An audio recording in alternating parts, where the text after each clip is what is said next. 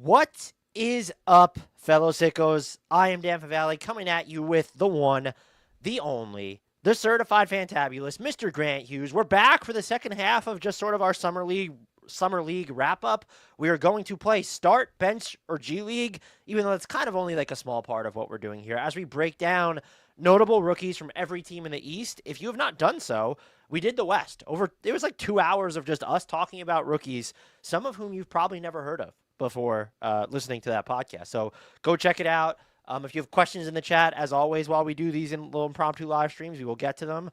We're just here to hang out, have fun, talk rookies. We're going to go in reverse alphabetical order because we like to change things up every once in a while, and it's also a little bit more dangerous because we all know around these parts I have trouble with the alphabet. Grant, though, how the heck are you? I like the idea that we are just doing things because they're dangerous. We just like to live on the edge a little bit, which in this case means doing the alphabet backwards. So that's as daring as it gets. What is life without a little bit of risk involved, though, It's not worth living. That's why we're starting with the Washington Wizards. W, way at the end of the alphabet. Wow, what a transition. Before we actually dive into them very quickly, just the usual housekeeping note of we both kind of throw stats out the window. And so, in Summer League, I just don't know. I wouldn't enjoy it. It's Summer League. And my enjoyment of it is pretty minimal after you get past, the main guys. But I wouldn't enjoy it nearly as much if we had to harp on, efficiency as much. It's almost fun to sometimes throw it away and focus only on the eye test or just the impressions that you're getting from these guys. Right. I think the value that you can get from Summer League, which is harder than it is to get value from just watching regular season or certainly playoff games, is just it is very eye testy, and it's not just that. It's based on what this player was billed as being able to do or not do, just how does what I'm seeing align with that? What's proven correct in terms of the pre-draft billing, what maybe isn't the case, how closely aligned is the scouting report with what I'm actually seeing? And yeah, when we talked about Dylan Harper for the West, it was he had a game where he was 1 of 8 or 0 of 8 from 3 or something. It's okay, so that means he's terrible. No, it's just you throw that out and just look at how did he look on the floor? What kind of stuff was he capable of doing? What maybe couldn't he do? It's just, in a lot of ways that's kind of freeing because you can just talk about what you saw and then numbers just are, who cares? It's 5 games at most for most of these guys, and the competition's weird. Yeah, even 5 games is I love the average number of Summer League games played. There was only one, I think it was Jeremiah Fears was the only lottery pick to play in every single one of his team's Summer League games. So shout out to him. He should get a bump just for doing that. Do we have any other notes, questions, concerns, or do we want to begin here? I think we're ready to go. The Wizards, Tre Johnson. Yeah. So I have to start things off, Grant. I'm already making some walkbacks here. Oh, when we did our pre-draft pod, I said I am just not a Tre Johnson guy.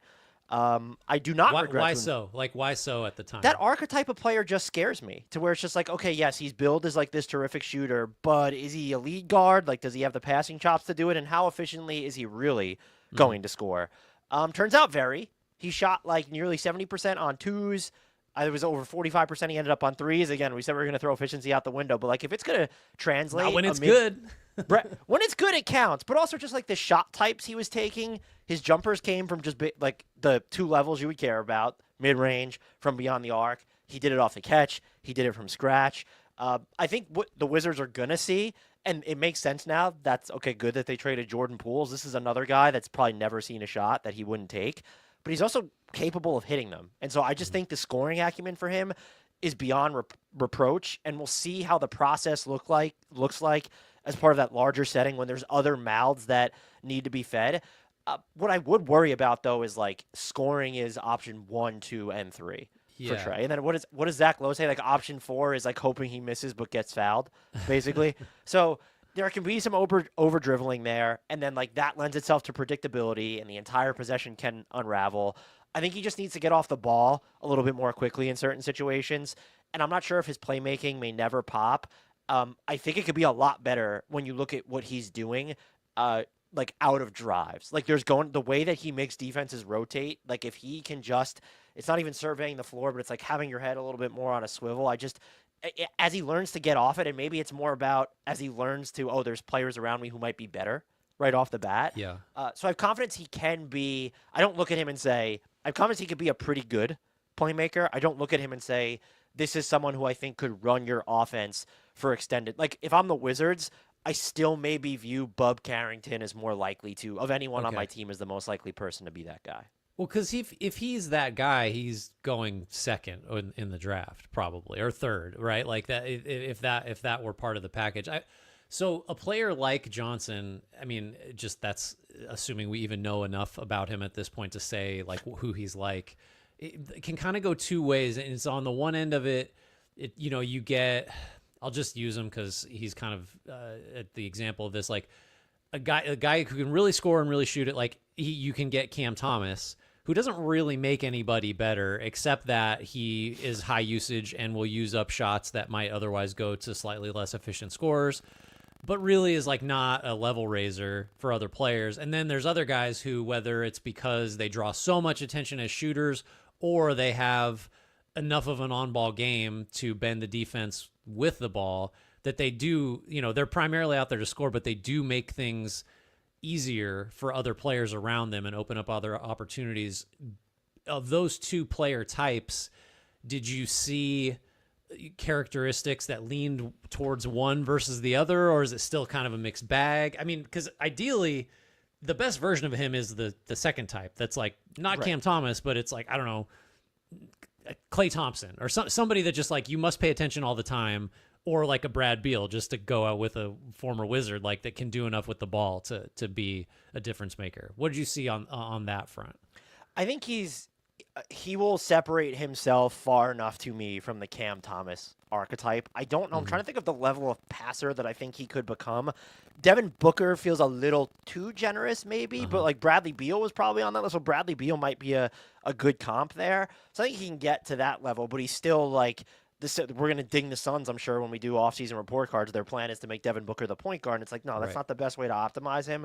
I don't think him being your floor general or your lead guard for more than like beats against, preferably like the second units. I don't think that's going to be like that'll be the better usage of him. But look, the scoring and the shooting, he was considered like the best shooter. And coming out of the draft, I see it. Like it's just, and sometimes you'd expect that archetype. I don't have any science behind this, but when you look at what sometimes translates the most to Summer League, the F5 Substack had a piece on this.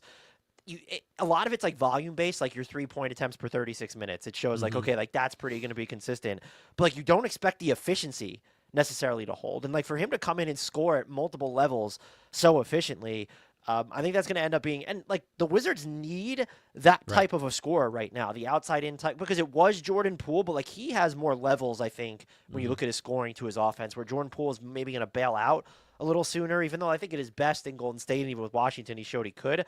Jordan Poole's probably the better passer at the moment if you want to run a pick and roll, but we're talking about a rookie here. So they need someone like this. And so he's sort of if you were to do like, okay, it's not going to be Cooper Flagg who wins Rookie of the Year, he might be the most popular pick, I think, because of the role and opportunity and then what we know he can do right now. Yeah, it does seem like just my cursory observation of him in summer leagues, it like kind of like what you were alluding to. It just like scoring looks like just what comes easily to him. And so like, I think given the opportunity, given the dearth of other real scoring options on a Washington team that has a lot of players we like, by the way, it's just that none of them, we don't love any of them because they're like lights out shooters and bucket getters. He's very well positioned to just like, I don't know, he could average 17 a game or something like it, assuming he gets the minutes and nobody else on the Wizards, like, which would be a good thing, takes a huge leap to where like, well, we kind of just have to have Bub, leading us in scoring because he's deserving of the touches. But yeah, I think Johnson's a good Rookie of the Year pick just on the strength of like opportunity, really.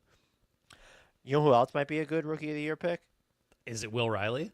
It's Will Riley of the Washington Wizards. I don't actually think that, but he turned ahead for me in Summer League. I came into him with like basically zero preconceptions. I think it would be a massive stretch. He had a rough, or a mild, quiet performance in his debut. Immediately in the second game, he goes, shoots 5 of 6 from the floor, including 3 of 4 on trays. He ended up shooting, I think it was over 57% from 3 for the entire Summer League. I think it would probably be a stretch to say, like, all right, like the jumper's just going to be fine. It's definitely going to translate. But, like, the fact that so many of his shots just came from distance, like as a percentage, I think that's encouraging. We have to see if like he's going to be able to handle the volume. I was also very encouraged.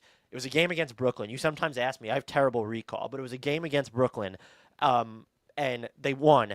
And he came off of, it was running off a pin down on a sidelines out of bounds play, and it was a very difficult three-pointer that he hit. And if he can do that on a consistent basis, like that's huge for Washington to kind of have another guy like that away from the ball just running around. And the other thing is I actually think that you look at him as a driver and passer, he has that to his game. I don't know, like the handle doesn't seem like it's going to hold up under more pressure. We saw like a little bit like oddity there with that.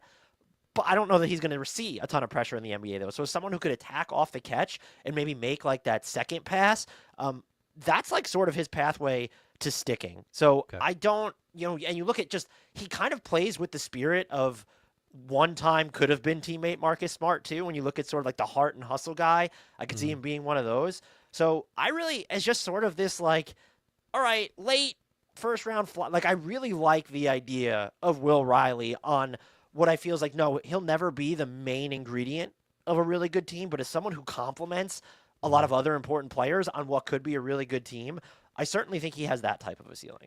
Okay, well, then we already forgot our gimmick. So with Will Riley first, start bench or G League, and then Tre Johnson, start bench or G League.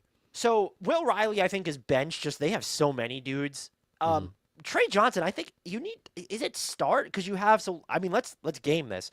Alex Sarr, Bilal Coulibaly need to start. Like that just absolutely has to happen. Who else are you penciling in as a lock on the Wizards? Why wouldn't you start Carrington?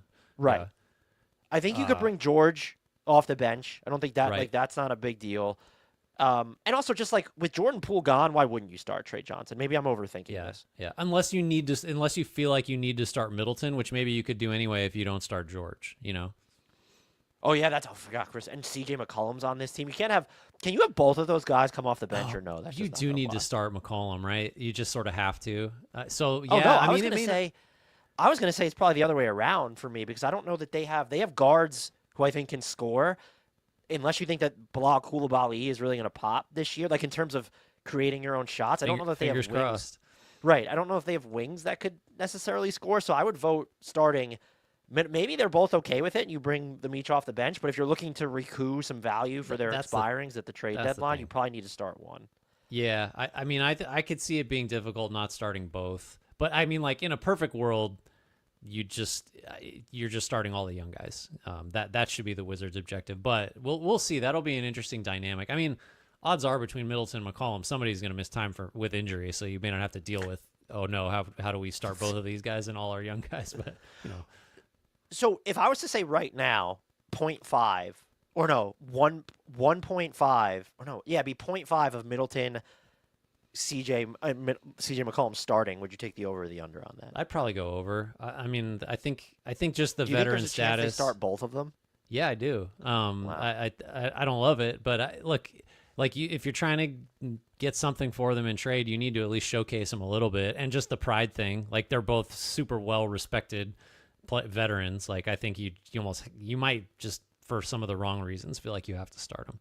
All right. Well, cool. I hope they're able to carve out time for Will Riley, just as like for the things that he might be able to do as a shooter and maybe even a secondary field guy at 6'8", he's listed at. Like that's intriguing.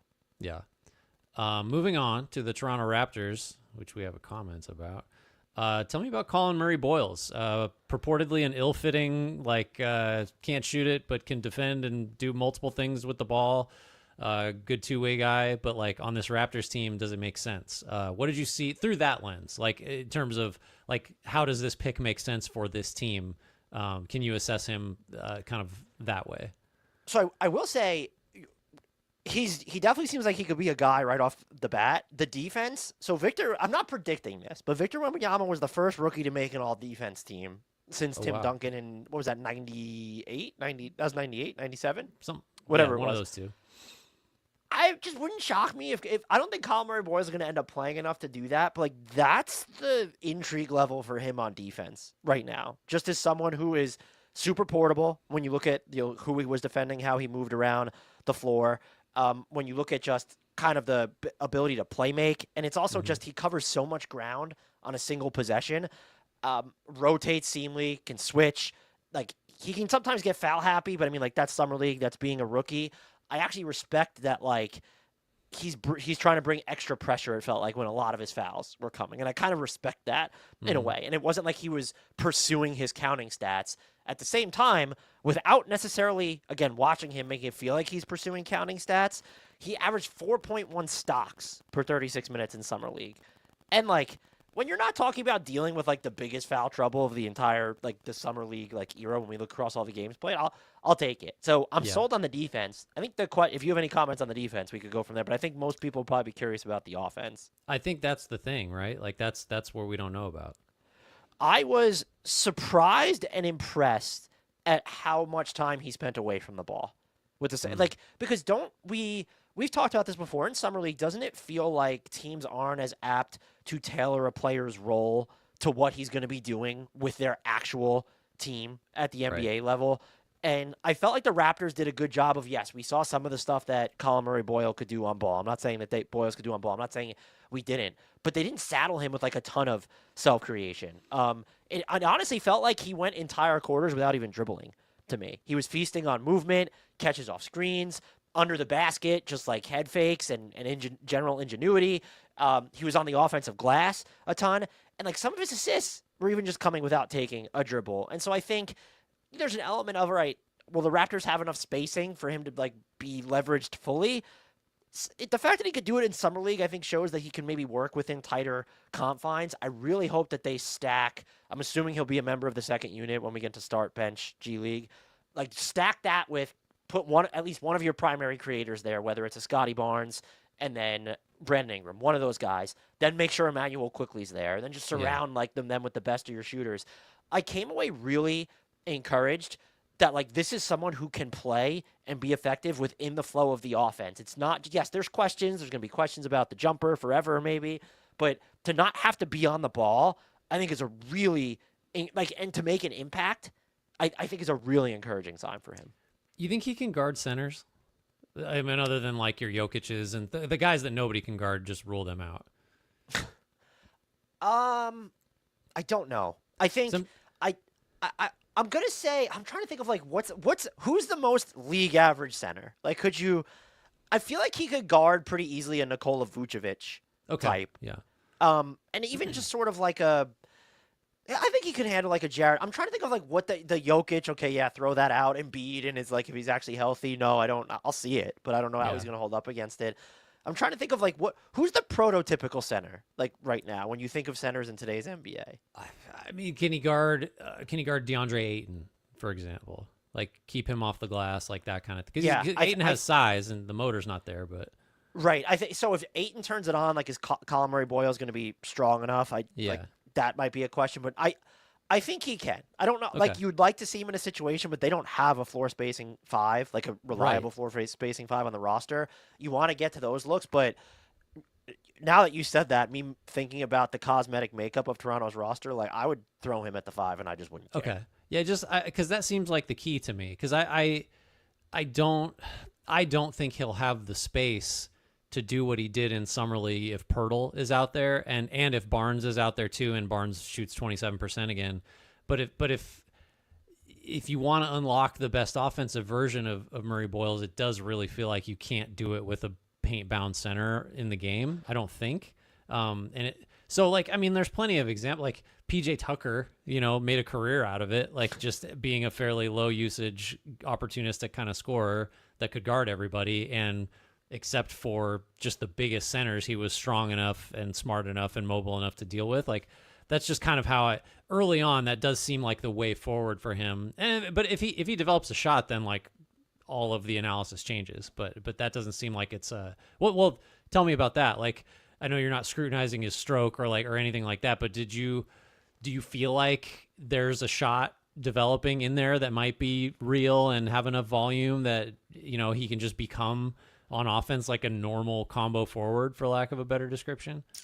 My guess would be it's going to be more like a party trick than it's going to be anything that's a main part of his game, which I ultimately think is fine, but when you look at the personnel around him, could get weird. I think him and Scotty Barnes can absolutely work together if Jakob Poeltl isn't your primary Right. five. I think that gets a little bit too dicey in that regard. Although like we saw Cleveland make it work with Evan Mobley and Jared Allen before Mobley was in there taking threes. But look, it's probably encouraging. He did take threes. He took 2.3 over like 23 and change minutes per game. So maybe I'll end up being wrong there, but I think it's going to be more. I'll say more volume than like a Jonas Valanciunas, but I don't know if he's ever going to get to the point where it's, he's not going to be. If he ever is at 6 attempts per 36 minutes, I'd be fairly surprised. Yeah. Okay.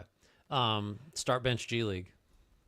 I mean, in a vacuum, I want to start him. I'm not going to lie. But for what the Raptors are going to do, I think it's bench. Yeah, I agree. Let's move on to the Sixers. Who do they have, Grant? Anybody They have, we're really kind of playing some hits here early with some high lottery picks. VJ Edgecombe, crowded backcourt. We've talked about that plenty leading up to the draft and post-draft.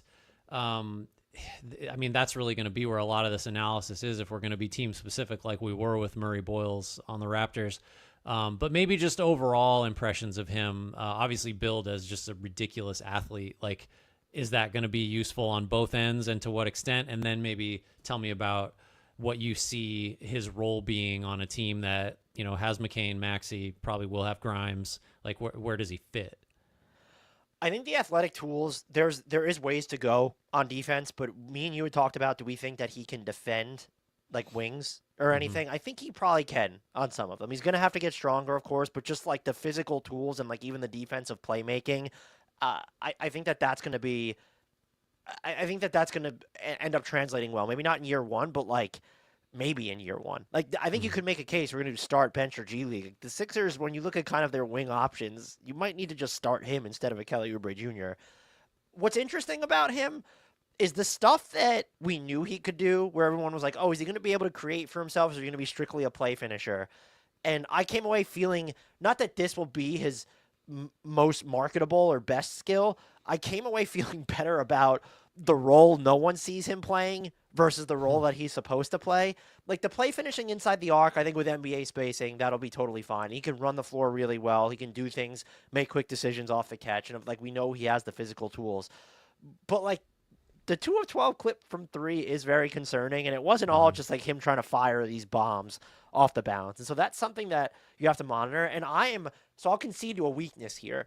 I don't like, unless I'm watching a team every single night for like months on end, I'm not good at detecting like the certain nuances of look at what he's like with this hand or when he's finishing that way. Like I might notice a wrong-footed or offhanded layup, but with him, the left hand's got some work to do. And I say that as like, if I notice it, it's probably a problem because I won't typically notice it.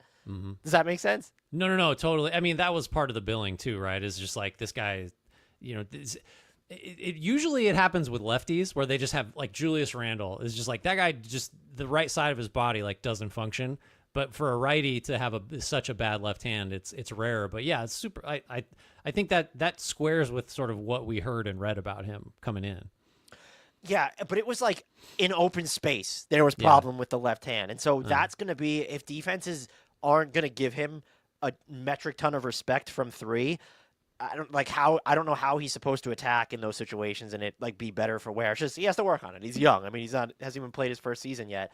Yeah. But it was worse than I guess I thought. So there was that. But I actually, again, I was like, oh, I could see this guy being like more of a little bit of a playmate. Like had more patience off even with the left-handed like handle stuff. Had some more patience off the dribble than I was expecting. Like different gears to his speed and cadence.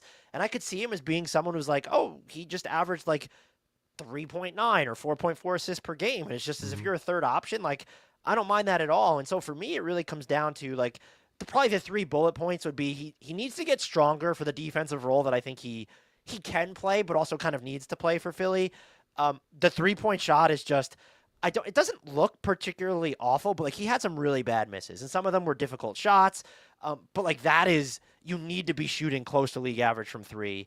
And then it's just the left hand. You don't want to become too dependent on just like needing to work on the ball because of what you mentioned with the dynamic of assuming Grimes comes back. They have Tyrese Maxey. If Joel Embiid is healthy, Paul George doesn't necessarily want to play on the ball all the time, but you want to get him looks. That like this isn't someone I want to see as of right now. Like spend a particularly lot of time alongside of Kelly Oubre Jr., so to speak. Because now I'm wondering, is it all right? These are 2 guys who can take and make threes, but like they pretty clearly like need to be on the ball a little bit more. It's just, and maybe that's doing VJ Edgecombe a disservice. Like the stuff he might do as a complementary or supplementary piece in transition, like I think it's really there. So I came away more encouraged overall about the role or the stuff that he wasn't supposed to be able to do than the vision of, oh, like this is someone who might be 3-and-D with some more levels to the play finishing. Okay.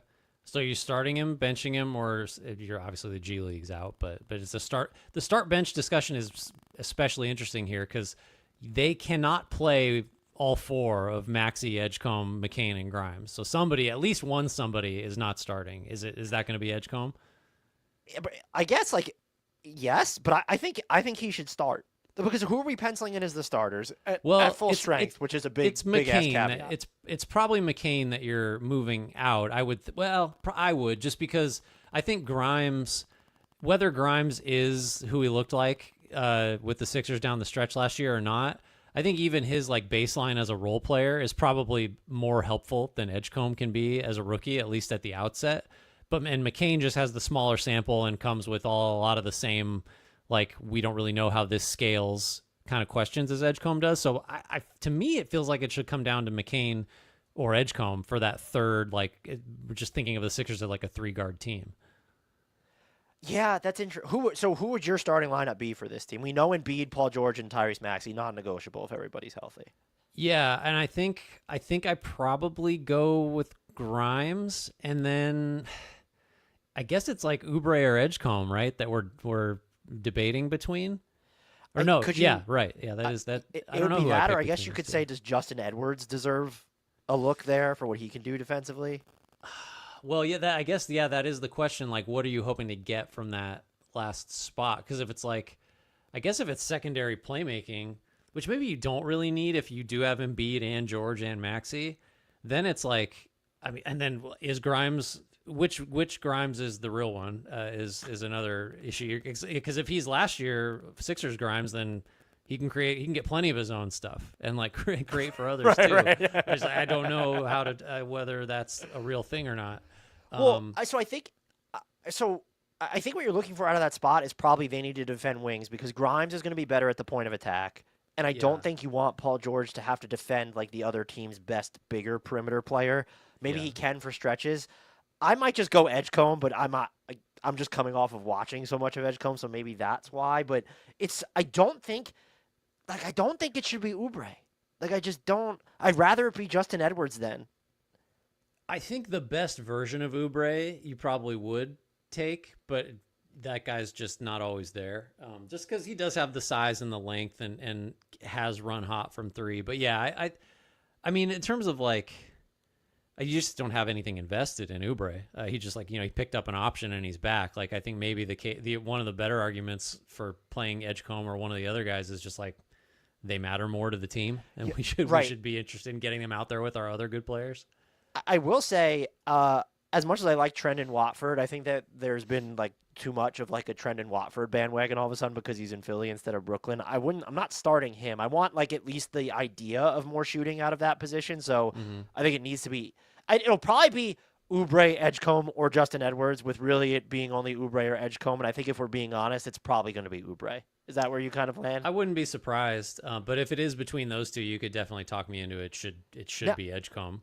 This comment brings up an interesting point, though. So VJ playing so well might have cost Grimes a decent amount of money from Matthew. What happens if like Grimes just isn't back? They sign and trade him, or I think he'll be back. But like, what if he's? And is there anything to the idea of? I think if he's an important player to you, it makes sense to start him because see what he can do in the larger context of your team. But like him coming off the bench, if you want to kind of tap into the Grimes we saw at the end of last season, might make more sense because more touches in the second unit, although then you're playing him with McCain, but also he's going up against inferior competition. There's a lot of different layers to how Grimes could have a trickle-down effect on what happens with Philly's rotation. Right. And again, if you believe you know what version of Grimes you'll see all season, you need to tell me the lottery numbers because that feels like pure guesswork. All right. We are on to the Orlando Magic. Really interesting rookie. Someone that was very much hurt by the combine, I think, when he measured 6'1", and that changed a lot of evaluations for him. But this is also makes me feel incredibly old. Jase Richardson for the Orlando Magic. What are your? I guess the thing I'm most interested in is just like how much of an issue is the lack of size going to be. So as you're going through his kind of makeup and what you saw, how big of a deal was that aspect of him? It was so much less of a deal, and I don't like shorter guards. Yeah. But it was so much, unless they're Jalen Brunson, of course. Like, contractually obligated to say that. The way that he plays, I described it as like there's a functional friction to the way that he approaches attacking defenses. And it's just like there's pure acceleration mode, there's the sudden downshifting, and they're both bonkers. And then the variance with which he bakes them in is really intriguing to me. It makes him super difficult to cover, makes it easier for him to create separation. He could be pulling back for a three. There's the start, then stop, like to throw up a mid-range or a push shot. There's taking you all the way to the basket. That was it was just like the way, because there's so much of that variance with him operating on ball, I think that he's going to be able to get to the basket more than someone his size typically would. And then when he gets there, and this isn't like, I guess it shouldn't be groundbreaking because he knows how tall he is, but he looks like he has studied and figured out how to get shots up, off, and over bigger players, like the taller rim protectors that'll be waiting for him once he gets there. I also think that because he's so kind of unpredictable with the speed, the direction, what he's going to do with his handle, he might be a free throw machine, which is just like if you're Orlando now and you have that element to maybe sprinkle in that with Paolo Banchero and the way he could draw fouls, I came away way more intrigued. Even with the way he throws passes, I don't know if he'll be a lead guard at the NBA level, but I kind of thought that he was going to – he threw some passes where I just assumed they were going to get deflected. And it's just like, no, he knows how to, like, even if he's throwing them, like, you know those, like, lofty passes that are just begging to be picked off? He just, I guess, understands the timing or placement better of it in, like, ways that me watching couldn't really explain. And everyone's going to say this, the dude competes on, like, this isn't going to be, if they need someone to play, and it's a little harder for Jase Richardson to crack the rotation now when you look at how Orlando is built, but, like, defense isn't necessarily going to be what keeps him off the floor like it would be a Jet Howard or maybe even a Tyus Jones. Like, there's a real physicality to the way he plays. It's like no, this is a terrible comp, so I won't mention the name. He's still going to be targeted, is my point. But, like, and he's kind of skinny still. He's not super strong yet. So, like, he probably needs to fill out a little bit more. But, like, this is someone who, granted, if he was 6'2", had he measured at 6'2", and he measured at 6'3", he's probably like a top 10 pick, which is insane. Well, you're right. I think everybody liked almost everything about him except for like, oh no, he's just going to be too small. How realistically, because you mentioned like the Magic finally did go do the thing and get a shooter and a playmaker to add to the backcourt. Like realistic, and they still have Anthony Black, who they seem to like. Jet Howard is still like, realistically, is he someone, and maybe this is just the start bench G League question, like how much playing time do you think he could realistically get, and who, like, coming at whose expense? I don't spot, like, it would have to be something, we know how Jamal Mosley feels about guys who really don't defend too well, and so it would have to be Tyus Jones is bad. Yeah, okay. I think that's do you see any other pathway aside from that? It's not the same position, but it's like Tristan da Silva just isn't making shots. And so we don't care that one guy's 6'8" and one guy's 6'1". We're just going to play Jase, like, you peel off 10 minutes a game from da Silva or something, who played a lot last year, by the way. It could be, and he does have, like, because also it's going to be even harder because now Anthony Black's minutes are going to be impacted by the arrivals of Desmond Bane and Tyus Jones. Like, I know KCP went out, but Anthony Black's minutes will be impacted.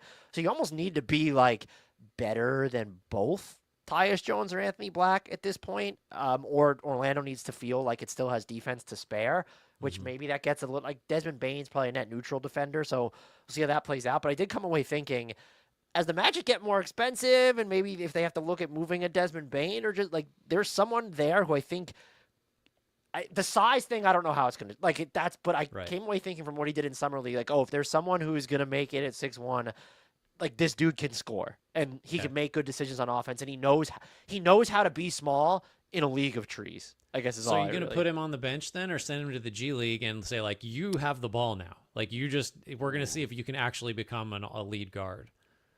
Yeah, honestly, I think it makes sense to do G League, at least for the rookie year, right? Because what are the odds that he's going to usurp one or both of Tyus Jones and Anthony Black in the rotation? It's like they're very low. And it's just like a philosophical question for Orlando. Like, do you want him up with the real team learning the stuff you can't learn someplace else? Or do you want him to play and see if like maybe there's a slightly different kind of player in there than he looked like, at Michigan State. So I think I agree with you. I could see, but like it sounds like, but based on what you're describing, is like if there's an injury or the rotation somehow gets wonky, you could throw him out there, and at least he's going to compete, right, and like make something happen offensively. So that's a plus. Yeah, I'm way more intrigued by him than I was coming out of the draft, which I probably say how many times about these players. Speaking of being intrigued, Grant, should we talk about your and my New York Knicks, both of ours collectively? We have joint custody. Not really. They're all yours. I get every other weekend. Mohamed Diawara, New York Knicks rookie extraordinaire. What do you got on him? Like OG Anunoby 4.0 feels pretty apt here. Man, he can already defend like as a helper, as an on-ball guy. He can defend across way more positions than I was just having coming in, not really knowing a ton about him. The on-ball stuff, Grant, there's real feel there. He doesn't really operate it. Like, he kind of has like maybe 1 to 3 speeds rather than if there's an 10-point dial, he's like not going to explore all of them. The jumper's not good. Yeah. And that's a shame because I think that he could play right away if he was even like a remotely competent 3-point shooter. And I don't know if there's a pathway to him getting there, having watched a bunch of him. But like, this is someone who like the on-ball feel is at his size.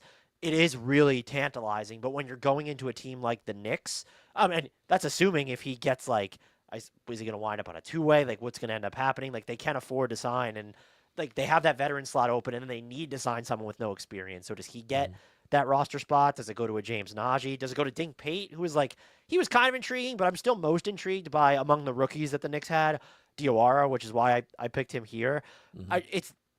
This is a swing skill for a lot of guys, but it's can the 3-ball fall with reasonable volume at a reasonable clip.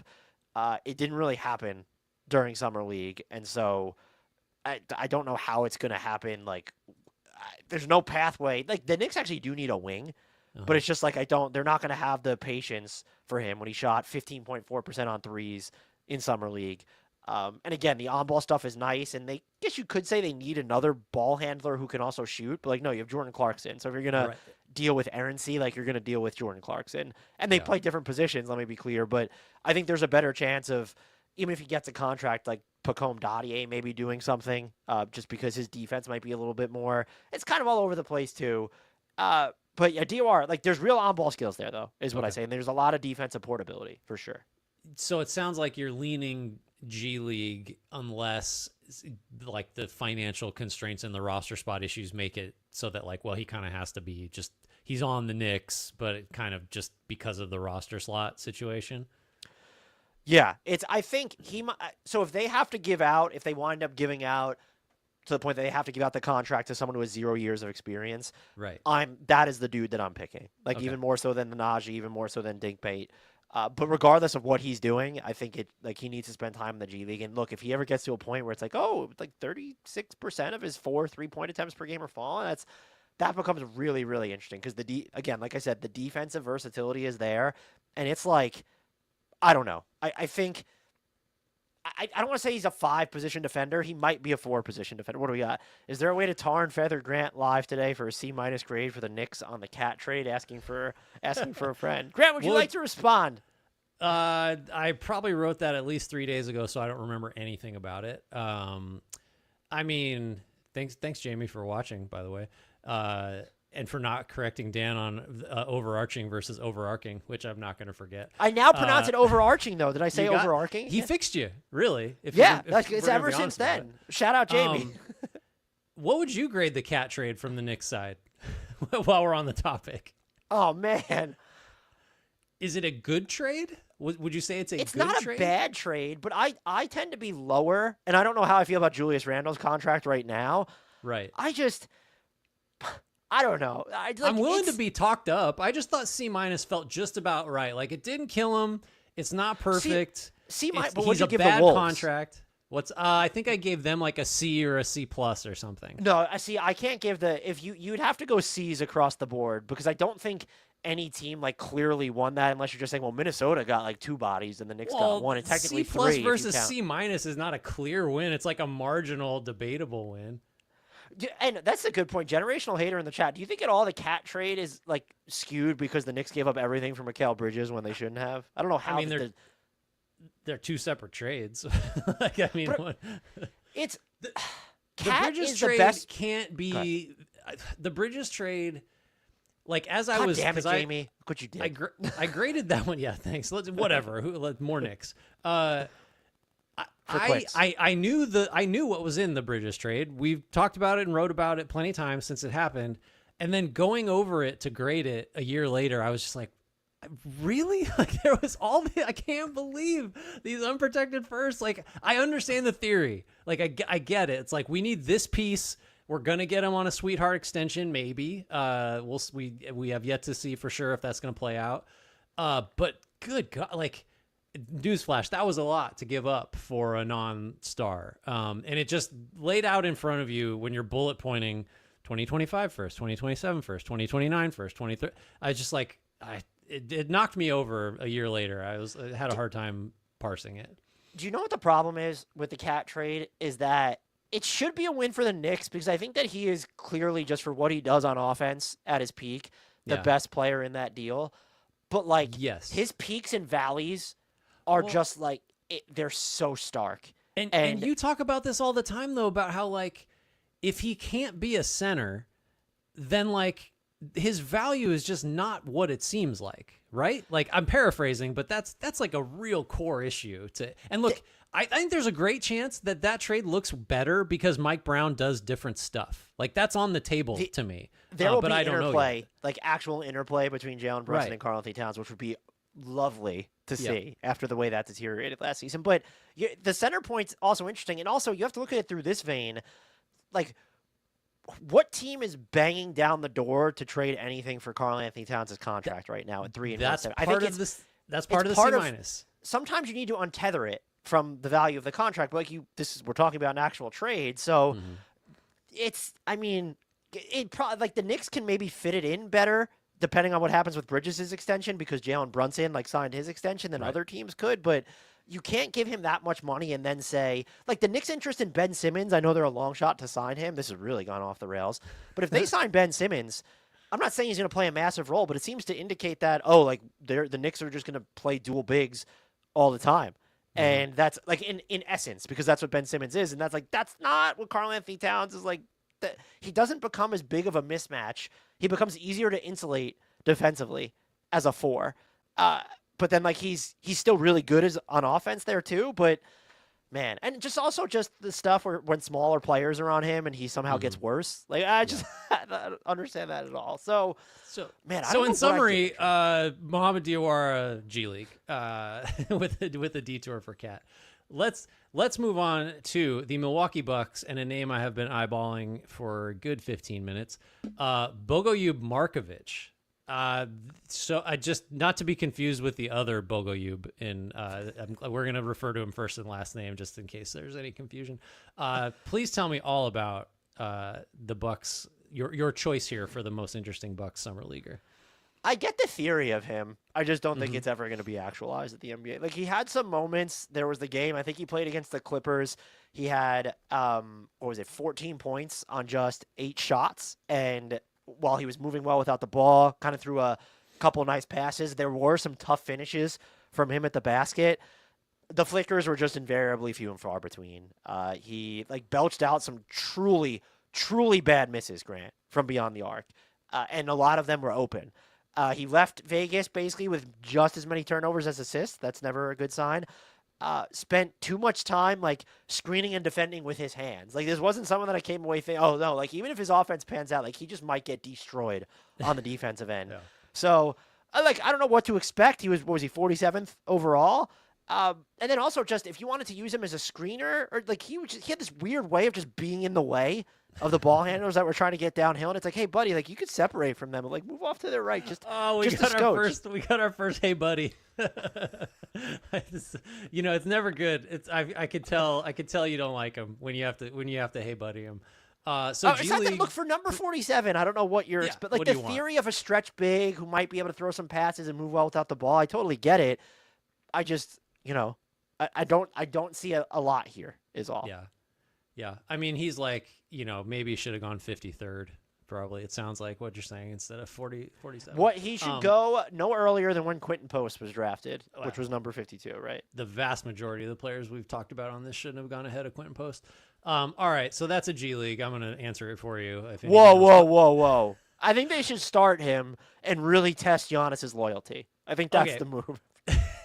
It's really, that's how they're pushing him out the door finally.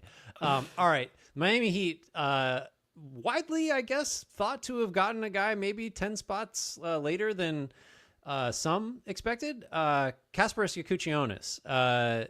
Is this another Heat find, especially if you forget the very first G League game he played, which was atrocious? Yeah, pre-Vegas was rough. He played a lot better in Vegas. There is he can throw some of these passes that it's just, I can't even believe that he threw them, but it works both ways for bad reasons too. Where it's, there was instances of on Miami's team, like, the bigs not being able to catch the ball, but there was also just like, why? Like, why did you have to put that much flair on it? And so I think the ease with which he's able to get off his off the dribble jumpers too is great. He also uses it as a crutch too much. His most encouraging performance was probably, I think it was against the Hawks. He had 24 points, 4 assists, 7 of 12 shooting, including 5 of 9 from 3. I think when you watch the way that he moves, and can even just because of his size, like the way he's able to get shots and passes off over defenders, you can really see what you said at the top. Oh, like, look what the Heat did. They stole someone. They did it again.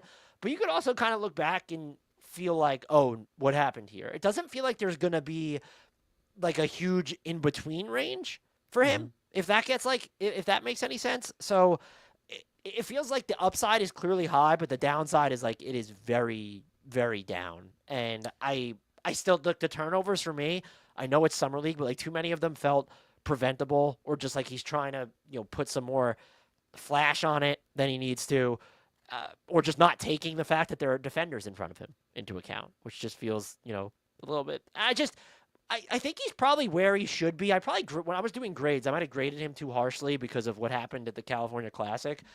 He's intriguing, but like, I would question whether if you can go into the NBA version of the Heat.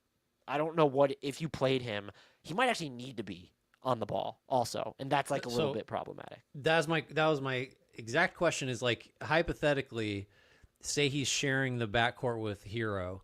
Like, what share of the on-ball time do you think you need him to have for it to make the most sense in that pairing?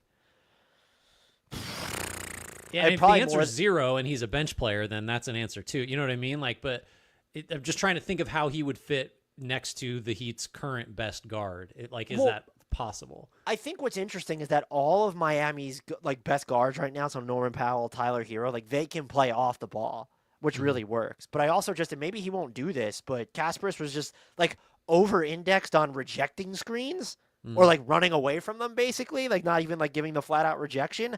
I don't know that I trust him to, like, part of it might just be, the passes got, in his defense, like, a lot of his passes got to people, and, like, they were just mishandling them. There was, of course, the missed shots that we know about in Summer League, and now you're going to play with Bam. So, like, if you're going to run some two-man action between him and Bam, like, okay, like, this is awesome.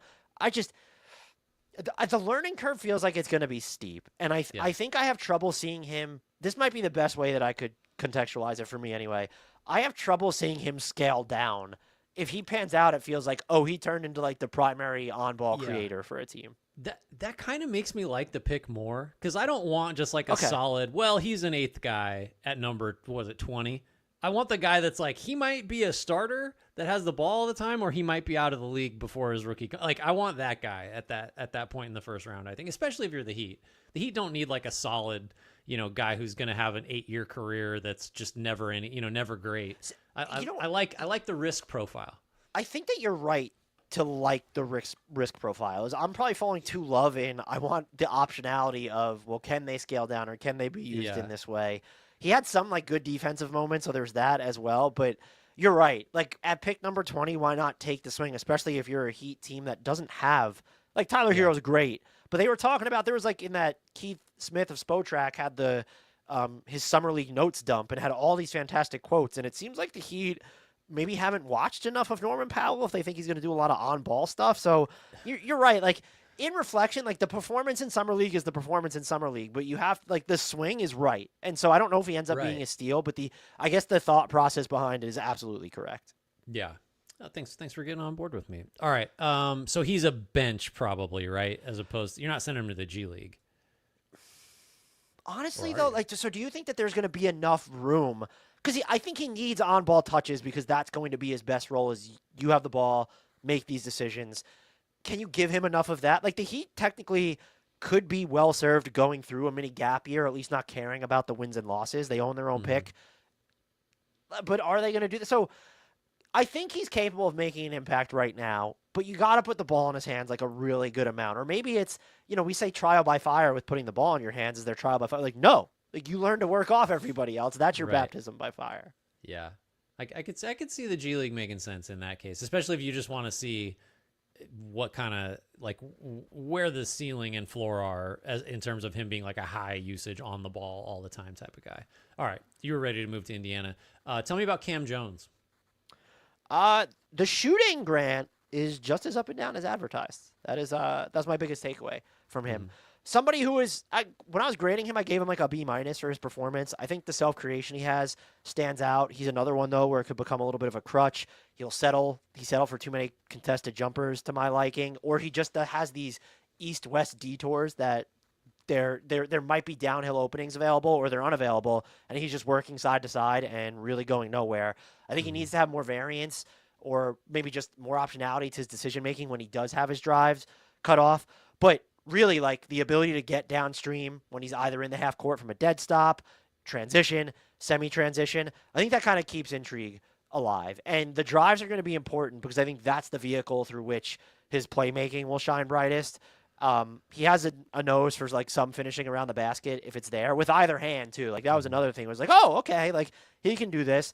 But I think it's really going to have to. You want the shooting to be more consistent. Part of that might be, okay, well, what does this shot diet look like when not just the type or the where he's shooting from, but like, well, how did that shot come? Were there a few too many dribbles? Like, should there have been more offense run before he got there? Okay, so that gets to my question. And I asked this question not knowing if the Pacers' offense will be what it was without Halliburton as sort of like the biggest or most influential factor in sort of how they play and move and stuff like that. Did you see anything from Jones that gave you confidence or like shook your confidence in his ability to make super quick decisions and move off the ball and do all the blender stuff that the Pacers like to do? Do you feel like you got a sense of how he might work in that environment specifically? No, I'm not going to lie. It's hard to say. Well, it's Summer League, so what are you watching, really? It's Summer League, and it's also just like the off-ball stuff that Tyrese Halliburton did more of, especially after the Buddy Hield trade. I don't know if Kam Jones is going to have that in him, and then I just feel like there is the decision-making is just not, and not to compare him to Tyrese Halliburton, but I don't know if it's on the level of even, like, I think you would trust Andrew Nembhard or, of course, TJ McConnell more to run your offense there. And it kind of comes down to, like, yeah, he'll probably be a better playmaker than Benedict Mathurin, but that's damning with faint praise to say that. Okay. Taelon Peter, what do we got on him? He's, like, kind of just feels like a guy that's going to work. It's just constantly moving off the ball, away from the ball. If he's not playing in that constant motion, his just, like, the floor navigation in the half court of like knowing, oh, do I have to lift up or do I have to relocate to the corner where you're not in that constant motion? You could just kind of feel his brain processing everything. So I think he probably got a sense for if you were looking for someone who might be able to chop her in and fit better with the Pacers. He's an instinctual cutter. Like this just feels like someone who's more so wired to be part of this Pacers team, especially without Tyrese Halliburton. I think that there is some on-ball upside. He's relatively patient, maintains his dribble when he gets into the lane. He kind of just like uses his eyes to catch defenders like off balance. Like he's looking almost anywhere than where he's going to pass it. So I was more impressed with the live dribble things than I really knew of him. And really, with the exception of like that game against OKC, and I'm not talking about the NBA Finals, please do not confuse that. His shooting never really popped. It's like that's something to consider. But given that that was one of his most bankable skills coming out of school, I think that you could just say, all right, like summer league is summer league is summer league. So I kind of like his fit on the Pacers, and I'm probably also colored by the fact that Caitlin Cooper tweeted that he should get Indiana's final two-way spot or whatever it was, and Kevin Pritchard replied to her with the handshake emoji. And so like that probably just upped my grade immediately from there. So both of these guys probably G Leaguers, certainly not starters, but any bench possibilities you think? I really think Taelon Peter could be, but the Pacers are still just so deep. But like I would love to see him. Like they're going to be, I'm sure they plan on still being respectable. But, like, if you're not going to experiment with players like this, like, just the 6'4" guy who does a lot of things well or is, like, kind of like, has some on-ball stuff but could just be, like, maybe a little bit of a connector at both ends of the floor, why not give him some run? And then if you need to convert him at some point, like, you just figure it out then. And he's also, just because he's 23, like, just might be one of those guys that comes in and you can see the poise that you saw in Summer League, like, does translate away. Because there's something scientific to, like, oh, these dudes are a little bit older. Maybe they'll just fare slightly better once they get to the big club. All right, let's move to the Detroit Pistons. Just one to discuss here. Chaz Lanier, tell me your thoughts on his Summer League performance and where he might or might not fit in the Pistons rotation. I mean, look, now that Malik Beasley's not there, that's a dude that absolutely might just fit. Like the movement away from the ball is insane, and they still need caps lock shooters. They have Duncan Robinson, they got Karis LeVert, but they still need caps lock shooters. And if his performance in Vegas was any indication, it could be Lanier. So they didn't like you could look at it and say, oh, like the percentages should be a little bit higher for the 23-year-old, but he got them up, Grant, quickly, cleanly, off motion, and under pressure.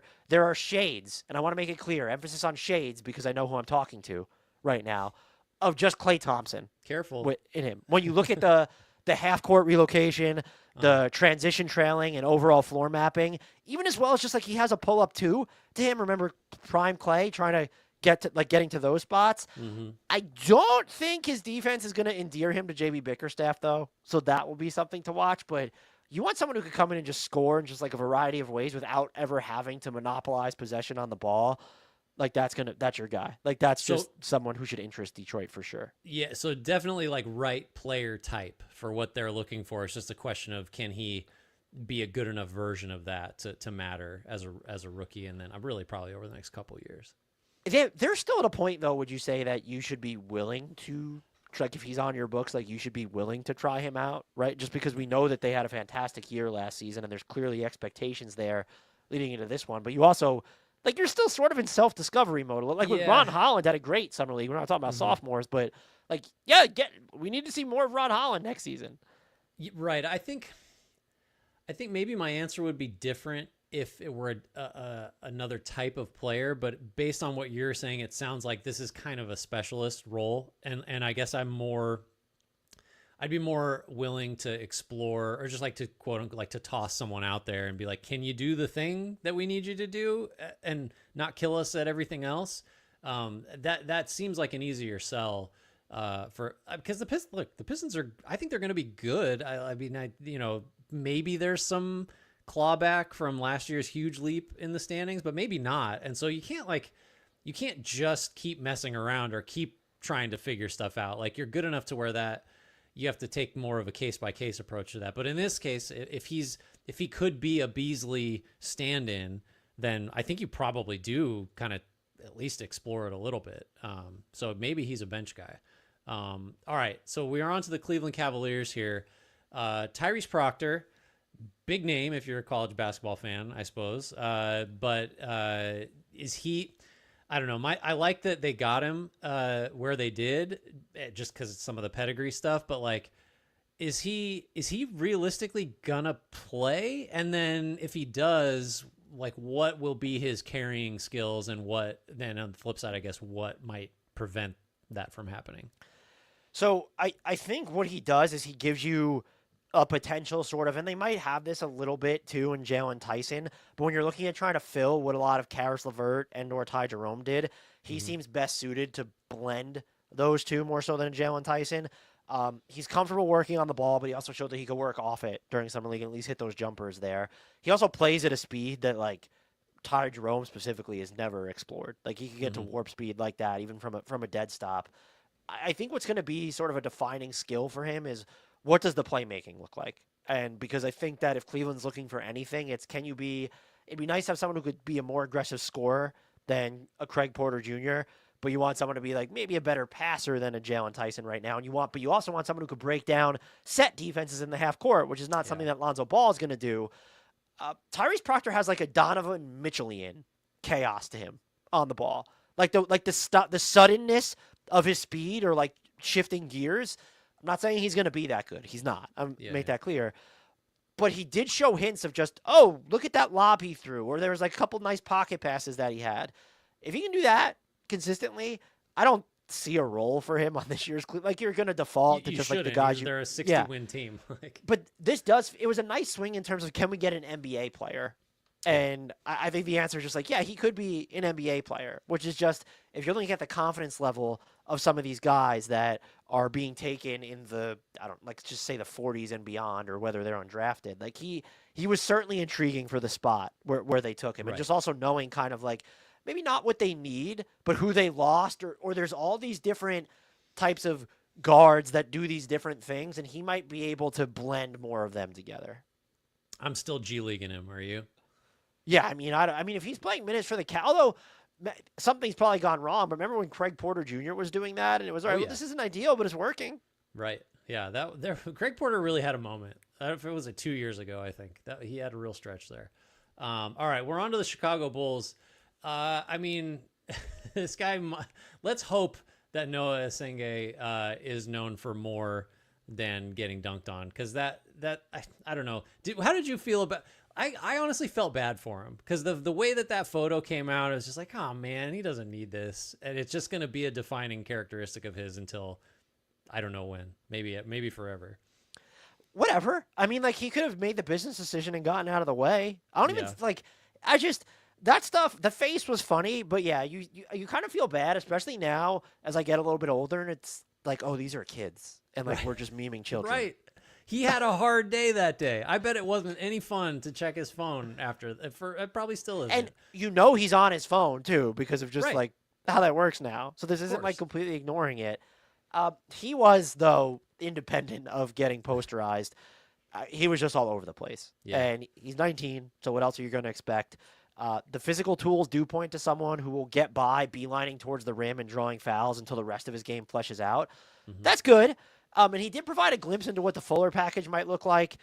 It was his third game. He pumped in 21 points on 7 of 14 shooting, including 3 of 8 from beyond the arc. And I think the percentage there is equally important to the volume, like getting up 8 threes in a single game. Yeah. He looked at home getting off his 3-ball in that game as well. And he just showed more variance with his handle. Like in that game, he was able to get to, there was a shot where he was able to get to and just get off his mid-range jumper pretty fluidly. And I think that's an encouraging sign.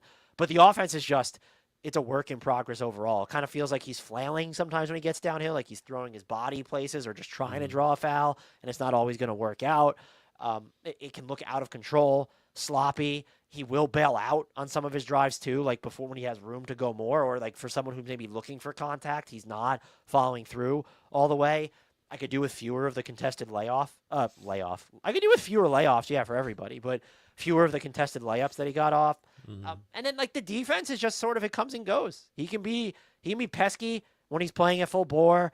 And he flashed a lot of high energy on the glass. He can also just sort of disappear from possessions, or I think like there might be some lowlights for him where it's he got blown by or he got back cut on like this. Not saying he'd be first team all memed on defense, but it's not I don't even think it's going to be like, oh, look, he just got posterized. I don't think it's going to be that. I think it might be, oh, he was just caught body out of position, got blown by, or he wasn't paying attention and he got back cut on. It feels like that's going to be more of the stuff Chicago needs to deal with, which if you draft a 19-year-old, that's part of the package. So G League probably, I mean, I don't know. That's a fairly high pick for a G Leaguer. No, I think you need to play him. Okay. I like, it's just, you're the Bulls. Why not? I would bring him off the bench. And I think there's like a weird, can him and Modest Buzelis play together? And then like Vooch, I guess Vooch stretches the floor reliably, so maybe, but like him and Modest Buzelis feel like Buzelis might have more like girth or strength to him, but it feels like they're both kind of fours without needing to be threes, but maybe you could get away with it. I think you probably feel better about.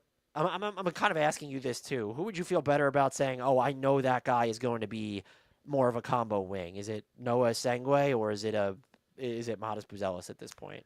I think you just have to say Buzelis because he showed some of that stuff as a rookie. I think certainly like skill wise. I mean, again, it was flashes, but I would just default to Buzelis.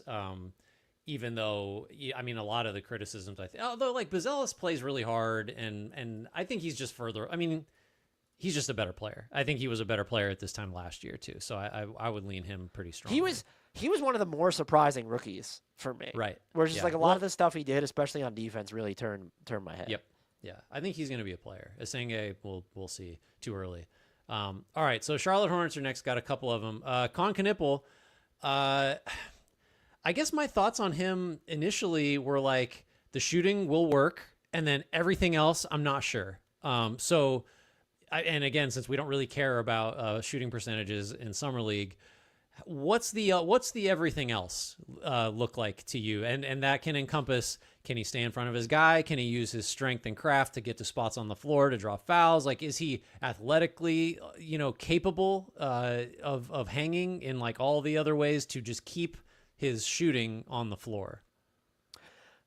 Offensively, yes. I think there's going to be more of a fuller package there. He's really good at kind of keeping. This is another guy where it feels like he's using his eyes or the direction of his just sight line to throw defenders off kilter. So I think that the playmaking, maybe it's not going to be super high end, but he will do enough of it and can score in a like different ways than just maintaining your dribble can be a cheat code. And I think that he is one of those guys that can do that. But the defense, like the limited athleticism and speed, I think is really just going to come back to bite him. He does have good size, which he listed at 6'7". But yeah, I don't know what to make of him defensively. And I think it's just really, I'm higher on the playmaking and the ways in which he could score just outside of the shooting that makes me feel like, oh, this is going to be a really good overall offensive prospect. And he did have, again, I think it's because of his size, and he's not weak. There were some just like sturdier defensive stands of like guys not really being able to move him as well. But when you're going to face guys that have more raw explosion and more directionality to the way that they're going to operate on the ball, I think he could run into some trouble. But again, the size helps him there. Look, we even have a comment in the chat.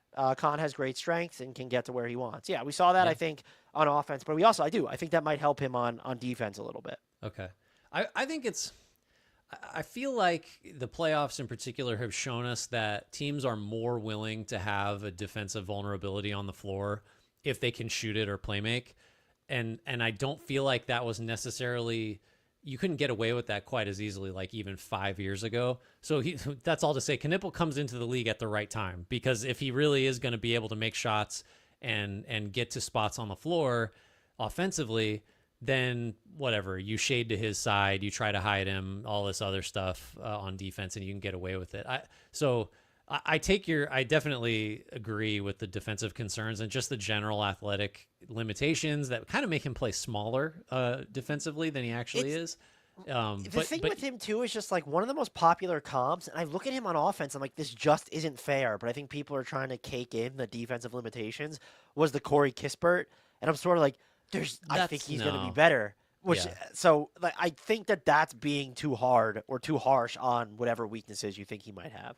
I mean, this is also a bad comp, but it's kind of all the way the other direction. Like Joe Ingles, who like was sneakily an incredible pick and roll operator because he had good feel and saw the angles and was big and strong enough to like get where he needed to get to find the right angles, and was a like lights out shooter that couldn't guard anybody. I think Knueppel's more athletic than Ingles, but that's not saying anything. But that felt more like the type of player to me where like he's smart, he's strong, he gets where he wants, and he makes open shots. And then you just survive with everything else. What about like a better shooting Kyle Anderson? Sure. I mean, like Anderson has like fringy center size in some lineups, but yeah, like I think, wow, Anderson's hands are so good. I need to see Knueppel. Well, I mean, the defensive comparison is, but again, that might be he doesn't have the same physical, like the same length and size as you're mentioning. What is Anderson listed at? 6'9"? I guess that's what he is, Something right? like that, yeah. So, yeah, the defense is probably unfair, but offensively, it's just sort of like he could operate maybe. No, that's a terrible because the way he could score off motion, that was never even Joe Ingles' strong suit, but Joe Ingles is closer to that for sure. I mean, yeah, that's the thing. There's not really a great. I mean, we could probably, if we sat down, we could do better. But yeah, there's not a great comp for him other than just citing a lot of like some real pluses on offense and then not sure on defense. Ooh, regulator. Speaking some truth, Desmond Bane as a comp might be a better defender in a few years. I mean, I don't know. Bane, well, I guess the shooting is there. Like, Bane's just full stop one of the best three-point shooters in the league, and Knueppel probably should be that. Bane's a little more athletically dynamic, though. Like, Bane in the open floor can run guys over, can run past guys, that kind of thing. Has, like, that quick step back, the sidestep stuff. Maybe Knueppel, he could get there maybe, but I think Bane's not like in the NBA because of his athleticism, but he's quite a bit more athletic than Knueppel to me. Yeah, this is going to bother me now. Like, who's the actually good Kon Knueppel comp? I don't know. We'll have to do a special episode if we don't get some good submissions on that.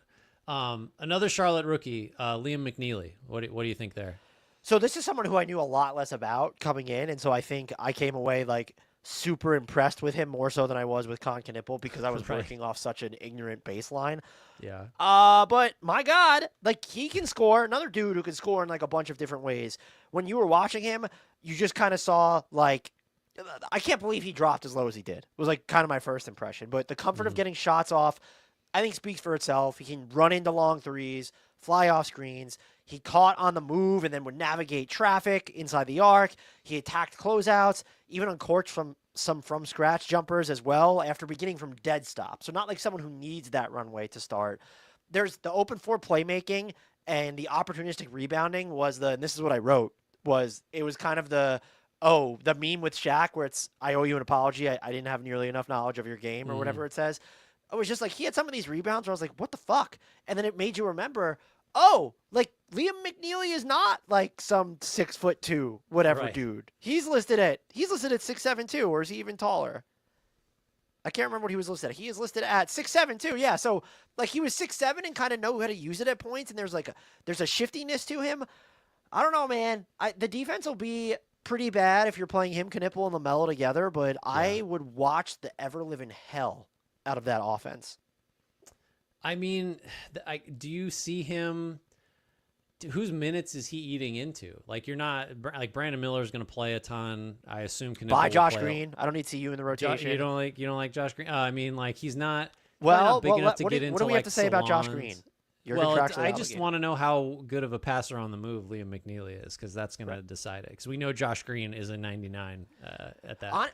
Honestly, Colin Sexton's a better player. But it's just if you're the Hornets and you're geared toward the future, maybe this doesn't happen until a February turn. But it's okay, like, no, you're just playing a lot. Colin Sexton was traded or something. Like, that's the route that the Hornets seem like they should probably go. So this is a bench guy, I mean, for sure, right? Like, they're not G-Leaguing him. I would say bench for him. With Knueppel, would you start him? It's pretty crowded, isn't it? They have so many guards now. Yeah, I mean, they brought Mann back too. Who's probably just at the moment probably a better player than Knueppel. I don't know. Maybe that's not fair. But yeah, you're gonna play LaMelo a ton, Miller. You still got Bridges that's gonna play. I guess in between there's some room. I don't know. Like, yeah, how invested are you in Nick Smith Jr. at this stage? They did just sign. Not very. Yeah, so I would honestly, what could open it up? You'd have to just play small. Is say, hey, like Liam McNeeley and Kon Knueppel are going to play a lot of small forward, and we're going to excise Miles Bridges from the rotation, play a lot with Brandon Miller, and go that route. I think, we might have a good comp for Liam. What do you think about Chris Mullin? I mean, the Hornets won the draft, if that's the case. Mullin is a Hall of Famer. Man, look at these comps. I love the optimism of these pods. This is amazing. Summer League, baby. What do you think about like a 6'7" Steph Curry for Liam McNeeley? I could see it. We're just talking about ceilings, right? Okay. Well, I think we've both been big fans of. I thought the Hornets. They ended up having a really good draft. Yeah, we like Charlotte. There's some questions I think overall, but like Liam McNeeley and Kon Knueppel, I think are guys that are gonna, whether it's in Charlotte or elsewhere, they're gonna end up sticking in NBA rotations pretty clearly to me. Yeah. All right, we got a big one here. This is the Brooklyn Nets, who had roughly 14, 11 trillion first-round picks, and they made them all in the draft. First, we got to start with, I mean, one of the most interesting players of the class. A little bit of a reach, maybe, according to some, where they took him using their very first of their 11 trillion firsts. Egor Demin. Good passer, interesting big guard, maybe can or can't shoot. What's their rundown on him after Summer League? So I think you saw moments where all the priors, like, they lined up. The passing can certainly pop. The size is definitely a weapon. But what I thought the Nets did, and we mentioned this with Collin Murray-Boyles, what I thought the Nets did well is, in part, is because they had so many other prospects on on their Summer League team. But, like, they had him off the ball a ton, and he made threes. And so now all of a sudden you're looking at someone who might be more, the comp for him was Josh Giddey. I saw comps to Luka and Josh Giddey. Like, you talk about, like, running the gamut of perspective comparisons. I think he's going to be more functionally malleable than, like, a Josh Giddey, let's say. And so what he needs to learn to do is, if you're going to play off the ball more, can you touch the paint off the catch, which was something he struggled with. Otherwise, he needs to have the ball in his hands. I thought he held up, like, to his size and what we were expecting from him defensively. I actually thought that was fine. I liked him before the draft. I actually came away from Summer League, and I don't think he did as much as everyone would have liked to have seen about with the flashy stuff and, like, oh, look what he did for their offense. Yeah. I came away more intrigued just because it was the Collin Murray-Boyles thing all over again. It's like, oh, this guy can do, or even VJ Edgecombe, whereas this guy's doing something that wasn't billed necessarily as his strength. So color me more intrigued. Okay. I mean, he's a really interesting player, and he's kind of in the Jakucionis camp for me, except the Nets took him a lot higher than the Heat did, where it's like there's pretty legit, like, bust, this guy can't play potential, but there's also, like, some really interesting upside that, like, you just kind of have to gamble on if you're Brooklyn, especially if you have several more cracks at just getting someone else that's going to play the same position in that same class. So let's go to another one. Nolan Traore. What did you think of him? More of I guess a conventional point guard than Demin, just because of the size. Yeah, not nearly as good as a passer, I don't think. But holy fucking speed, Grant. Yeah. This is just, like, I guess he has to be the fastest on-ball player in the draft. Like, the drives are just insane. It doesn't even matter. Like, you give him a ball with, like, a head of steam, the defense is in trouble. But, like, he could just operate from a dead stop, get by everybody. The swing skill is going to be the shooting. He's not a good shooter right now, and his finishing was all over the place. But when you watched him get to the basket, the way he was able to get by guys or even just sort of burst through traffic, he's going to be a good finisher at the rim. Like, I feel like that I'm pretty confident in. And I think that he's going to create a lot of advantages just out of those drives. The way that, again, Summer League caveat, the way that defenses sort of reacted when he would get downhill, like, insane. And he's going to be able, he's at least someone he's another guy where, who do we say this about already? Like, the drives are going to be the vessels through which that he's creating for everybody else. And you know what? Like, that's okay. His passes didn't feel as, like, with Jeremiah Fears, when we were talking about the Pelicans, felt a little too last resorty on his drives. His felt more organic. I didn't even throw him up on screen. Apologies to Nolan Traore above all else. But yeah, Egor Demin getting some more screen time there. I think that there's a chance we look back, or he might even just enter it, even if Cam Thomas is on the team. He might just be, off rip, Brooklyn's best advantage creator on the offensive end. How insane is that? I mean, not very, considering the guards that they had last year. I mean, yeah, Thomas is a different kind of advantage creator, I guess, like, in that he creates them for Thomas himself. Isn't going to get to the basket as much. Like, he's not predicated on speed. He's going to be a little bit more surgical. And he's also, I don't think he's going to be as good as I think Nolan Traore is going to end up being, if you don't want to say the quality of passes are super complicated, I think he will be a more willing playmaker for the most part. Do you think from the early reviews that Traore might be someone that is just, like, more ready to have a pretty ball dominant role than Demin does? Like, Demin, I don't know. He always, my concern with Demin is that he's going to be, like, it turns out he's a connective passer just because of his other limitations. Whereas Traore, the way you're describing him, seems like he's more of a conventional break the defense down, make the pass to the open guy type of guard. So I see what you're saying, and I think I could agree to some extent. I think the bigger problem is that I don't know if Nolan Traore could scale down enough because of how shaky his own shooting is going to be. And so the fact that Egor Demin can play off the ball, and look, we talked about per that F5 Substack post, 3-point attempts per 36 minutes are the best translatable like measurement of summer league. Egor Demin attempted 11.1 threes per 36 minutes, and he shot 43.5% on them. So accuracy doesn't translate as well. But that was just like, that wasn't even, what was the biggest concern with him? It was like, shooting, and does he need to have the ball in his hands? Yeah. And it was, apparently those were both just sort of like undermined. So I wouldn't, I'm probably, man, that's a great question. I think I would say that, I don't know. It's not concerning for me. I'd be more concerned about, can Nolan Traore find his niche in the NBA more so than can Egor Demin find his wheelhouse? Just because I think Egor Demin can do a lot of different things. Yeah, if he can shoot it, if you can shoot it, then someone will find a place for you. Yeah, so I could see why Traore maybe not having that dimension at the moment is kind of a, like, what do we do with this guy? For someone who gets to the basket so much, I think you would like to probably see him draw like a few more fouls. Like, I think that's certainly something that will develop as a part of his game. But a lot of it was sort of self-sabotage with just either some of the takeoff points, or he missed a lot of good opportunities at the basket too. And so that's both encouraging and discouraging at the same time. I think too, like, to maybe to paint his foul drawing issues as more of like a fixable thing. Guys that are that fast, like early in their careers, tend to be bad foul drawers because like they've never had to slow down or like jump into somebody or use craft. It's just, well, I just outran him. I beat him to the backboard. Like I always think back. Just, this will shock you. I have a Warriors comp. I think back to like Monte Ellis. Young Monte Ellis was just like, he's the fastest guy on every floor he's ever been on for his whole life. That included the NBA, and he couldn't draw fouls for shit because he just never had to learn how, and he would just try to go around or past guys. I can see that being something Traore overcomes eventually. But then related to that is like, is he going to be guarded honestly? Because you could just give him a huge cushion if he's not going to threaten you with a shot, maybe. I don't know. There's a lot to kind of deal with for him. So his comps were, I'm looking now because I wasn't familiar with what his NBA comps were coming out of the draft. There was Tony Parker, which I think is a terrible comparison. And Scoot Henderson, not terrible. DeJounte Murray, he never had like blow. Like he did some crazy stuff in transition during his prime, but he was never. Yeah, he was fast, but not like, I don't know if I'd call that his defining skill.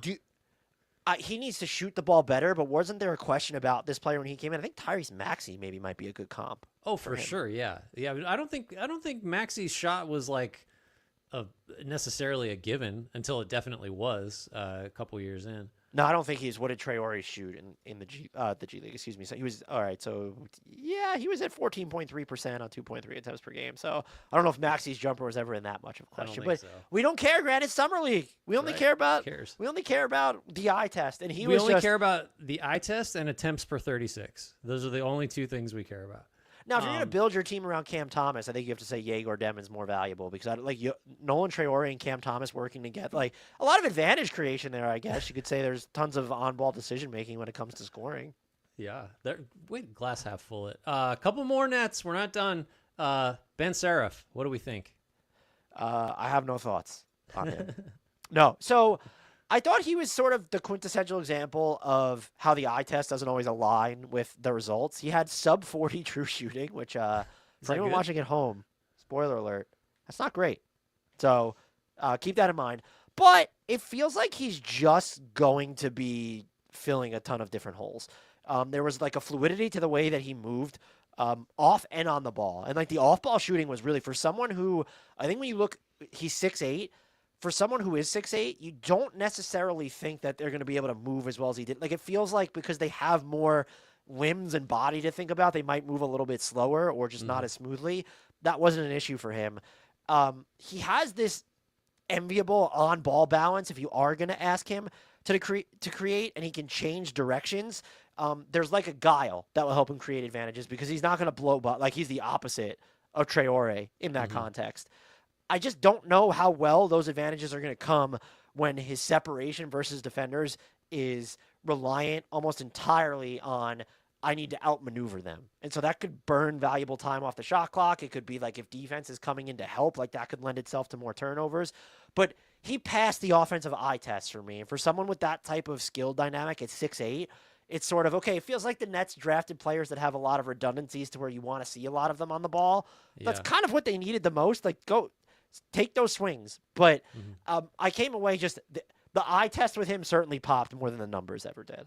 All right. Lastly, for this exercise, the Nets have other guys, but Danny Wolf. I had a hard time getting a sense of him. Didn't, newsflash, we don't watch a ton of college, but I was under the impression, the Nets drafted a bunch of guards, and like, wait, Danny Wolf's how tall? Oh, but wait, he kind of is still an on-ball like playmaker type. So they stuck to their guns a little bit. Fair, but I came away thinking that I don't know where Danny Wolf is supposed to fit in the NBA. And so, like, he did finish stronger in Summer League than when he started his final game.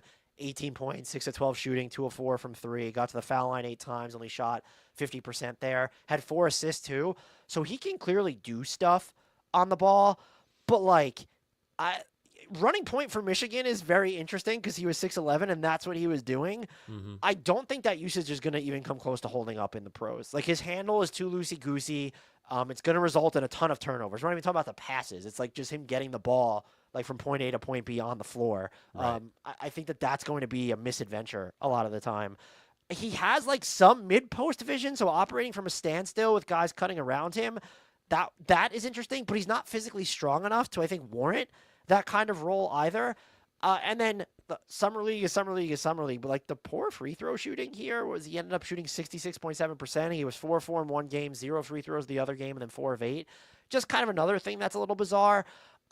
He's not a big, but I certainly do not think that he can be like a playmaking wing. And if it is, it's in a very just like limited context. Yeah. And then defensively, who is he guarding? Like, based on what you saw, is you putting him on bigs, or you can't seriously put him on, like, if he's a quote unquote guard, you're not having him check other guards, I wouldn't imagine. No, I don't know if he could check other wings. This might be a situation where it's like, you got to find maybe the slowest footed perimeter player and like stick him on there. But maybe he has the size, so maybe they do develop some more of his like big man. And like maybe one of the things you could do is, let's say you're playing him next to Nick Claxton, like have him just be ultra aggressive, like on whoever you want to throw him on, blitz pick and rolls or whatever, and just have Nick Claxton sort of clean up for you, like downstairs. But I don't know, like, I'm just spitballing here. I don't know what he's gonna. Yeah, I just don't think he can be like a 2 or a 3, and he shouldn't be defending at the point of attack really ever.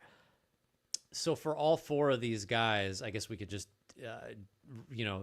treat them as a group. I mean, it sounds to me like you're saying like maybe Demin and probably not Traore, but Demin maybe is a start, and then at least everybody else is a bench consideration at minimum, right? Danny Wolf's a G leaguer for me because I think you need to find like, okay, well, what is his wheelhouse here? And I didn't come away from Summer League, and he didn't played 3 games, so it's like, what am I supposed to come away with? But I didn't come away with a feel for like that's where this guy fits, and it's weird. Like he could be really competitive on the glass too, and because he's big, like he was able to snag some steals in his second game against the Wizards. But yeah, he's a G leaguer for me. Nolan Traore is just a bet. Like might be your best advantage creator from day one. It doesn't seem like there's room to start him. Like maybe they feel better about him starting than Egor Demin, but I'll say start for Demin, bench for Traore.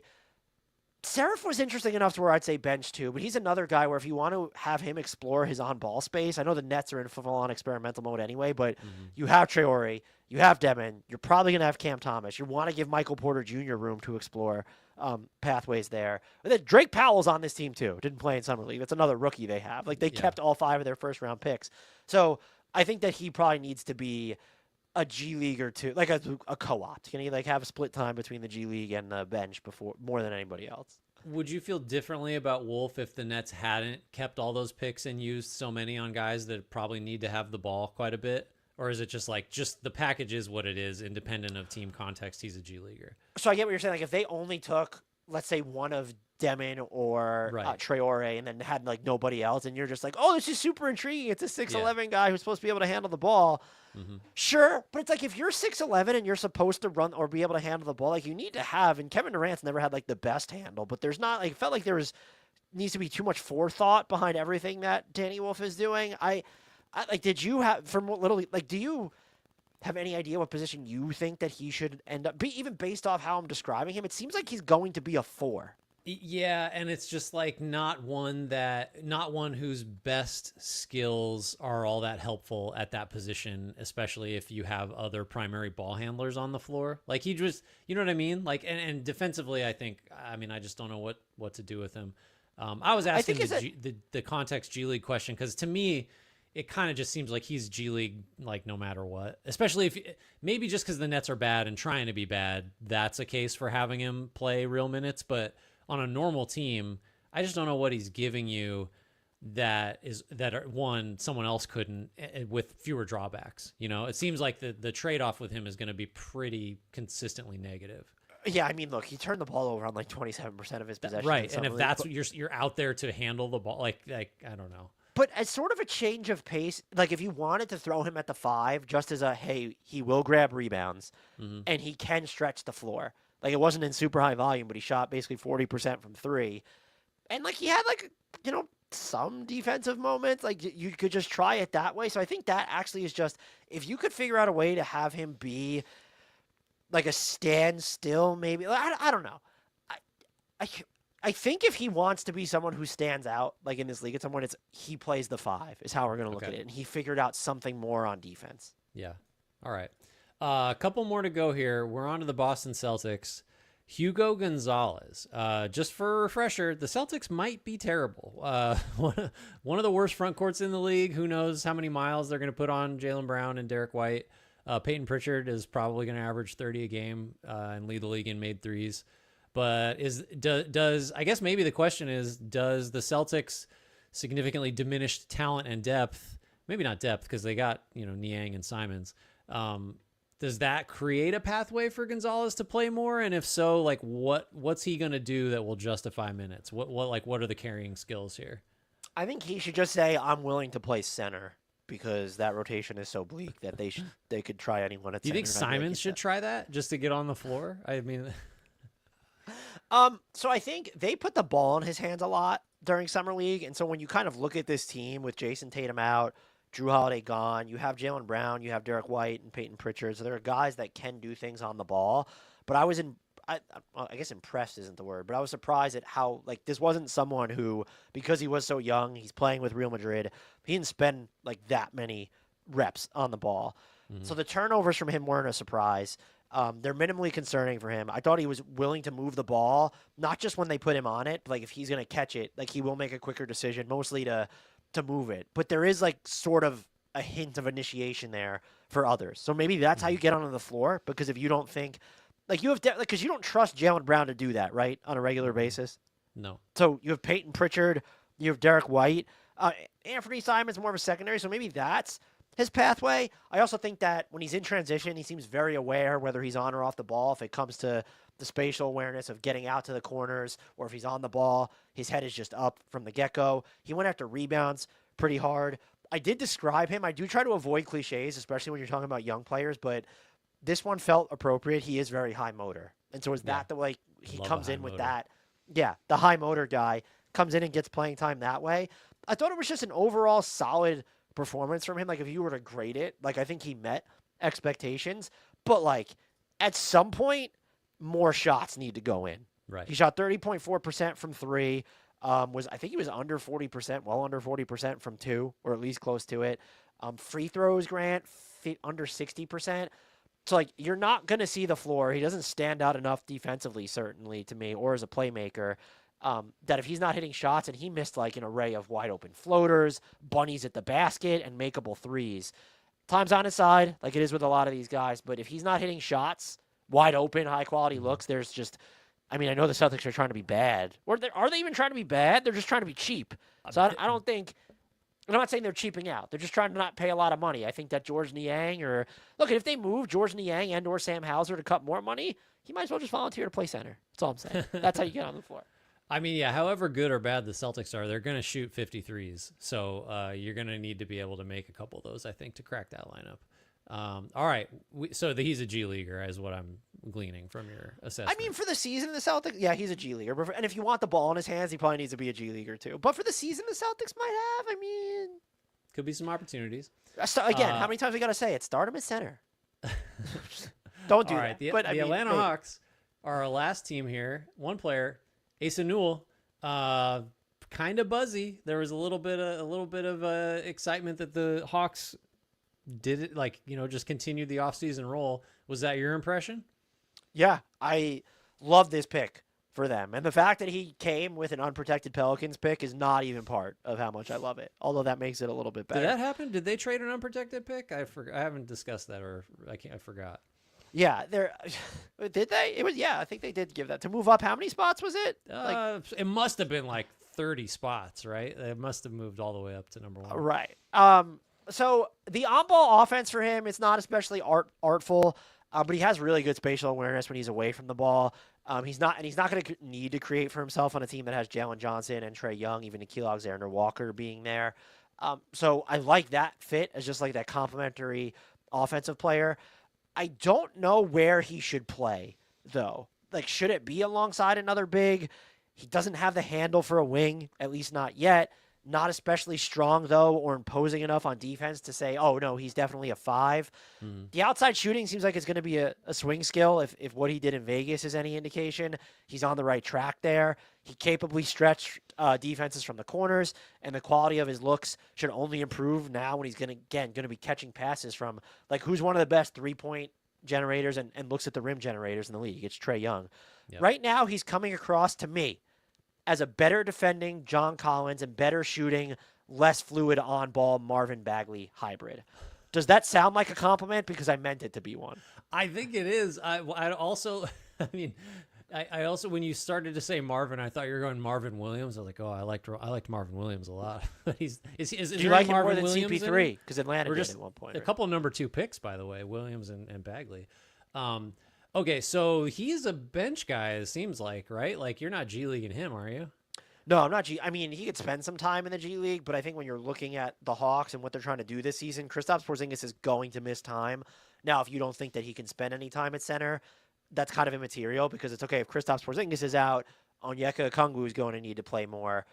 So there will be room like for him in the rotation. But I think you could I don't know if him and Kristaps should play together. I mean, they both stretch the floor, so maybe they can, but I think you can absolutely play him with Onyeka Okongwu or Jalen Johnson, in large part because I don't think he needs to be the primary screener to be on the basketball court. Like, whereas John Collins, until like, not recently, but there were moments in Atlanta it was where they really displaced him from being the primary screen center. Remember when that was his bread and butter? I think Asa Newell is coming in, like, that's not the expectation for him anyway. So I don't know where he needs to play in the front court a majority of the time, but I think that you could run a bunch of different front court looks with him for sure. All right. I'm going to spring an unprompted, unfair 3-part question on you as a way to sort of summarize what we've discussed here. So who among the Eastern Conference Summer Leaguers we've covered today are you most confident is going to be, won't say a positive player, but like, because rookies typically aren't, but like you're most confident can be a positive player. Who are you most worried about? And then who's like the biggest mystery box that maybe has like a swing skill that's like, oh shit, like the biggest range of outcomes? So the biggest range, I mean, it's tough. So many of these were just like lower flyer ones where we didn't have as many high leverage guys. So I think Kasparas Jakucionis is going to be the biggest, like the swing guy with a ton of variance. So I think that would be my pick for that.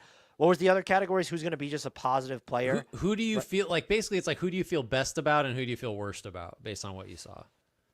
Who do I feel best about? Man, do I want to make it? I'm going to say Tre Johnson. It's between him or Collin Murray-Boyles. Okay. And then who do I feel worst about? And I don't want to pick like one of the. I could pick like one of the lower end guys and be like, I don't really feel too good about. Diawara as an example. Maybe like most concerned about, because like we raised some concerns with like Kon Knueppel, for example. I don't know if he would factor into that for you, but like Edgecombe, Richardson, seems like you liked Richardson quite a bit. Yeah, I mean, Richardson's the easy answer because of the size. Is it like? No, I don't think it's one of the Nets guys. I'll just go with Noa Essengue. It feels like there's just going to be a lot of peaks and valleys there, which maybe that's typical for a rookie. But if he just doesn't flesh out or have more of those games like he did, where he dropped in 21 points and 7 of 14 shooting. Like, if he doesn't have more of those flickers, I just sort of wonder, okay, like, what is the utility going to be? Because I'm trying to think of, like, who's actually going to play, because we could sit here and say, like, yeah, I'm like a little bit worried about Kam Jones, but I just, like... Right, yeah. Do you have anybody in mind for any of these categories? I mean, the East, that's kind of why I asked, is, like, other than Johnson kind of offering, like, proof of concept, Tre Johnson, I should say, I don't know that there's any. I was really disappointed in Jakucionis because I really liked him in the draft. I thought he was a huge value. And then, disappointed is maybe too strong. The start was so bad that it kind of made me think, like, oh, that's the reason that he fell. But yeah, I other than Johnson, there's nobody that I am 100%. I mean, yeah, I'm trying to think who else I'd even nominate. Maybe Murray-Boyles. Just because it does seem like the stuff that he was billed as being great at is gonna work, and then you can, at least we got that stuff checked off. We can worry about the shooting down the road. Chandler says Kon should be positive. I mean, maybe on offense, I think he will. Right. I think that's the thing. It's just like the shooters, if you really believe in the shooting, it's just, well, we could just name them. When you mentioned CMB, he should be a dude, but the context offensively of Toronto makes me just a little bit worried. I was encouraged, again, what we saw in Summer League, how he could play away from the ball. But it's just sort of like, I could see that. I could see his rookie season not reflecting like the level of player he's going to become in any way, shape, or form, where people exit it feeling super concerned. And it's just, maybe this isn't the right build around him right now. I mean, he's a different kind of player. Like it is like context is going to matter. And so we'll just, I don't know, maybe the Raptors consolidate or trade one of the, I don't know how you consolidate some of those contracts, but maybe they trade Barrett and that somehow opens up opportunities. I don't know. I do think maybe the sneakiest one that we talked about in terms of did they get the most bang for their buck or where they were drafted, I think it's going to be between Will Riley or Liam McNeeley for me. And I almost want to lean Riley because I feel like when you look at how many guards, and by the way, KJ Simpson won one of our black hole award spots. He like showed some chops as a passer in Summer League. Not a rookie, of course, but just throwing it out there. They just have so many guards. Right. And it's like, okay, if you view him as a wing, if you're going to play him on the wing, then I would pick Liam McNeeley. But I just feel like Will Riley might be guaranteed, maybe not even just a little bit more, but like measurably more playing time. So I'm just going to go with him. Okay. I like that. We love the Wizards, apparently. What else is new? Thanks everybody for if you're in the room here and watch commenting, thanks for all that. Please, if you're watching this on YouTube, make sure you're subscribed there. First of all, leave us a thumbs up, leave us a comment there. Let us know who you liked or didn't like in Summer League. As always, please, wherever you're consuming this, rate, review, subscribe, all that good stuff. Help us out. 5 stars, the whole deal. Thumbs up. Do you want to say goodbye to Grant's leaving for a little while? He's abandoning. Oh yeah, no, nobody cares. They care. I'm going on vacation, so you won't have. Thanks, Chandler. We got. Look, I mean, you know what? I'm going to post all the positives here since we're interrupting my super prepared outro. Yes, we have. These episodes are like we don't. We've never really done but you I think you guys are going to make it, and also the NBA news. Oh, did we lose? We might have lost. I think we might have lost you, Grant, in the middle of your. Try your exit one more time. We lost you for a second. I was meandering. We're gonna miss you. Everyone post right now. The stream will be over, but you talk about how much you're gonna miss Grant. And honestly, I think I might just. I'm not even gonna shutter the podcast while he's gone. This is the last show of Hardwood Knocks. I'm just so depressed that I'm not gonna talk to Grant for like a week and a half. If you really were gonna miss me, promise to sit quietly in a dark room for the whole time I'm gone and just ruminate. Can you do that? Is that? I'll do that. What is? Okay. Everybody else do that too. I'm gonna say, you know how people make the jinx? Oh, I'm leaving, so this is gonna happen. Mm-hmm. Would you prefer something just fucking ridiculous to happen while you're gone, or do you like to be around when that type of stuff, like LeBron gets traded, that type of a level? I hope I'm gone for that. I'll be honest. I'm not gonna pretend. I hope you don't find out. I hope you're in the woods somewhere with no service, and it takes you you emerge days later, and there'll be like a hawk that like soars overhead and like cause that LeBron got traded, and that's how I'll know. To Atlanta, a hawk. Yeah. Yeah, that'd be a hard omen to parse. All right, that's enough. Shouts Frank Ntilikina. Apologies, Jared Allen. Oh, wait, I'm going to vamp a little bit while we throw up an end scream. Goodbye, everybody. We're going to miss Grant around these parts. Goodbye forever. So ill-prepared.